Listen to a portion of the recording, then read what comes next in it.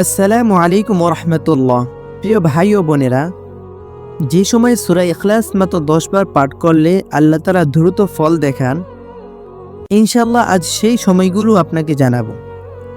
আপনি কি কখনো ভেবে দেখেছেন, মাত্র 4টি আয়াতের একটি ছোট সূরা, কিন্তু যার মর্যাদা আল্লাহর কাছে পুরো কোরআনে 1/3 সমান।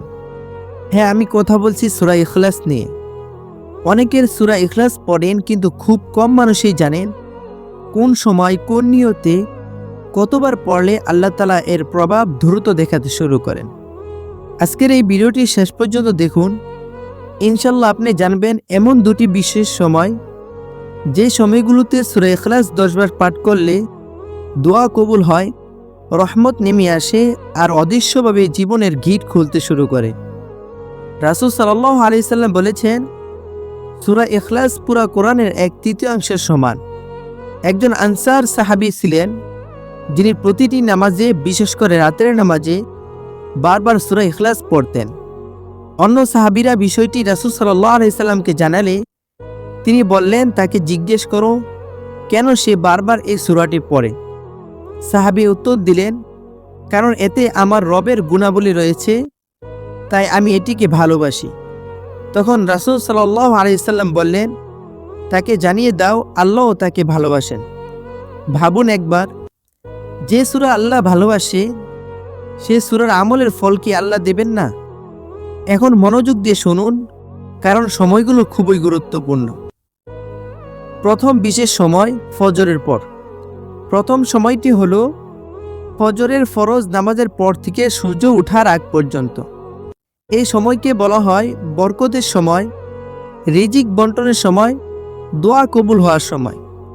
রাসূল সাল্লাল্লাহু আলাইহি সাল্লাম দোয়া করেছেন, হে আল্লাহ, আমার উম্মতের জন্য সকালে বরকত দান করুন। ফজরের পর যে ব্যক্তি জিকিরে বসে থাকে, আল্লাহ তাআলা তার দিকে বিশেষ দৃষ্টিতে তাকান। ঠিক এই সময় যদি আপনি দুনিয়ার সব চিন্তা থামিয়ে শান্ত মনে সূরা ইখলাস 10 বার পাঠ করেন, আল্লাহ তাআলা খুব দ্রুত এর ফল দেখাতে শুরু করেন ইনশাআল্লাহ।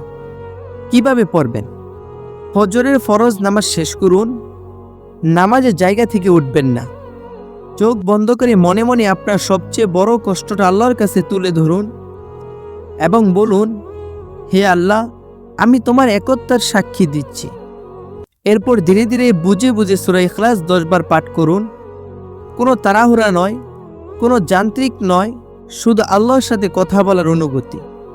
ইনশাল্লাহ বুকের অজানা বার হালকা হবে, মন শান্ত হতে শুরু করবে, আর যেখান থেকে কখনো আশা ছিল না, সেখান থেকে সাহায্য আসবে। দ্বিতীয় বিশেষ সময় শুক্রবার আসরের পর। এখন আসছি দ্বিতীয় সময়টিতে, যেটা অনেকেই জানে না, কিন্তু এটি দোয়া কবুলের সবচেয়ে শক্তিশালী সময়গুলোর একটি।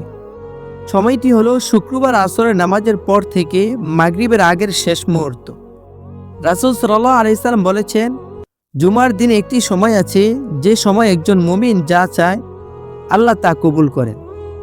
অধিকাংশ আলেম বলেন এই সময়টি হলো আসরের পর থেকে সূর্য অস্ত যাওয়ার আগ পর্যন্ত। এই সময় যদি আপনি নিরিবিলি বসে অন্তর থেকে তওবা করে তারপর সূরা ইখলাস 10 বার পাঠ করেন, আল্লাহ তাআলা দোয়া ফিরিয়ে দেন না। কিভাবে পড়বেন? নামাজ শেষে বসে থাকুন, 3 বার দুরূদ শরীফ পড়ুন, সূরা ইখলাস 10 বার পড়ুন, আবার 3 বার দুরূদ পড়ুন, তারপর নিজের বাসায় দোয়া করুন। এই পদ্ধতিটি অত্যন্ত কার্যকর। অনেকে বলেছেন এই আমল করার কয়েকদিনের মধ্যেই তারা এমন সমাধান পেয়েছেন যার কথা তারা কল্পনাও করেননি। কারণ সূরা ইখলাস হলো তাওহীদের ঘোষণা। এই আমল পড়ার সময় মনে রাখবেন, শুধু দুনিয়ার চাওয়া নয়, আল্লাহর সন্তুষ্টির নিয়ত করুন। বলুন, হে আল্লাহ, তুমি এক অদ্বিতীয়, তুমি আমার সমস্যার একমাত্র সমাধানকারী। এটাই সবচেয়ে বড় নিয়াম। সূরা ইখলাস আল্লাহর কালাম, ফল আল্লাহ দিবেন আপনার জন্য যেটা সবচেয়ে উত্তম, ঠিক সেভাবে। আপনার কাজ শুধু বিশ্বাস রাখা, ধৈর্য ধরা, আমল ছাড়বেন না। ইনশাআল্লাহ আল্লাহ কখনো নিরাশ